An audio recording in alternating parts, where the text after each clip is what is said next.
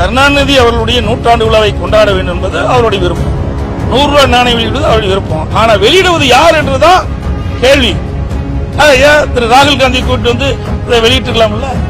இதிலிருந்து திராவிட முன்னேற்ற கழகம் பாரதிய ஜனதாவும் ரகசிய உறவு இருப்பது வெட்ட வெளிச்சமாயி. மிஸ்டர் மடசாம்பிராணி, ரெஸ்பெக்டட் மடசாம்பிராணி, மண்டையில மூளை இல்லாம களிமண் இருக்கிற mister opposition party leader, ex Tamil Nadu chief minister மடசாம்பிராணி எடப்பாடி பழனிசாமி அவர்களே, இது யூனியன் கவர்மெண்ட், ஒன்றிய அரசாங்கம், சங்கி பாஜக அரசு, ஒன்றிய அரசாங்கம் நடத்துறதுல திமுகவும் பாரதிய ஜனதாவும் ரகசிய உறவு இருப்பதாக சொல்லிக் கொண்டிருந்தாங்க. எங்களுடைய நிர்வாகிகளும் சொல்லிட்டு தான் இருந்தாங்க.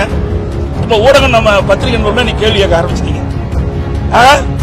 பாரதிய ஜனதா கட்சிக்கும் திமுகவும் ரகசிய உறவு இருப்பது என்பது வெட்ட வெளிச்சமாகிவிட்டது.